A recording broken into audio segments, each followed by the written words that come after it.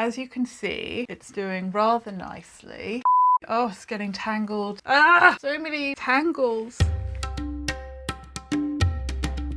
So today I want to talk about some plants that are particularly rocking the winter months and doing really well. They're not necessarily my favourite plants of all time, but actually a couple of them are. They're mainly plants that are just doing really well right now and defying the fact that it's winter completely and just growing like champs.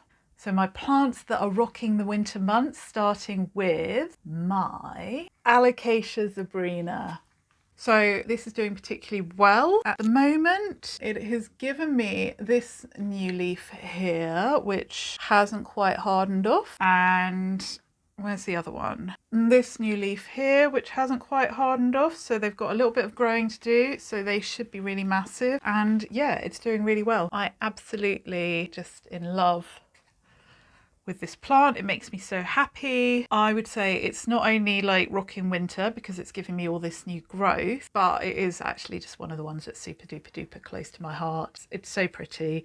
You cannot go wrong with an Alocasia zebrina. You really can't. I think it's one of the most striking plants. It's kind of got this wonderful statuesque, almost 1920s situation about it. And then sometimes the way I've got the light pointed at it as well, it looks like these little flying birds shadows on the wall, and I just enjoy watching it so much. And the fact that it's giving me 2 new leaves in the winter and it's an alocasia is pretty amazing, and I'm very happy about that. So my Alocasia zebrina is doing quite well in the winter. Who knows how? I don't know. Long may it continue.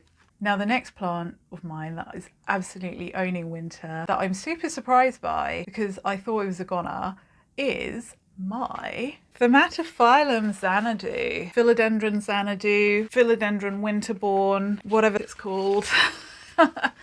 I just think it's doing so well. Leaves for days. The only problem is because it's quite low, and unlike an alocasia where they sort of like go up really high and have these narrow bottoms, meaning that you can stand them and put lots of things around them, I can't fit this anywhere because it's so wide at the bottom. I just don't have the room for it in the growth pattern that it's currently got.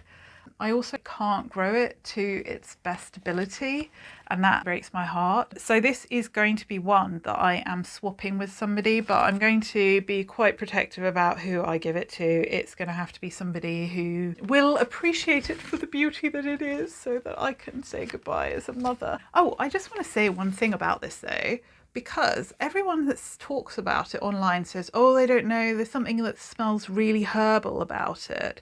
It's not herbal, it smells like tomato leaves.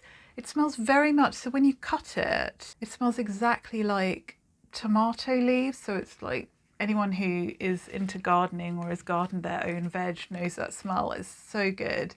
There's nothing like it on earth. I think if you've got the space for this, this is absolutely one that you should get. Maybe I'm going to make space. What furniture can I get rid of and replace this with? The next plant on my doing really well, absolutely loving winter list is my variegated peace lily, the Spathiphyllum domino. It's doing so well. I think anybody that has one of these will tell you that it's just the most vigorous grower. It's just got leaves coming out for days and days and days and days. There's so much new growth going on here and it's really exciting. And actually it's only just finished flowering. It flowered from September through to December, and that made me really happy, and I didn't think that they did that.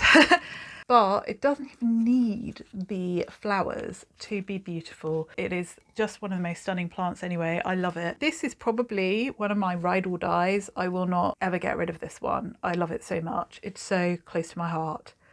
The next plant on my list that's doing super duper well is my peace lily. Don't know what kind of peace lily this is. It was gifted. It wasn't doing very well for a very long time. It kind of got neglected in the corner. I really don't know how it lived at all, actually. And this year I've been kind of focusing on giving it full loving attention and care, and it's come round like a champ. It's been through a lot of different phases. The leaves still haven't got that kind of like dark peace lily thing about them, although I'm not sure that they ever will. Like, they just don't look like they will. But it's popped and it's given me, I don't know if you noticed, these two flowers, which makes me really happy. So my variegated one flowered through autumn, and now this has given me flowers which have just opened now to their fullest, and I absolutely am so impressed because it's January. And my final plant that is absolutely owning winter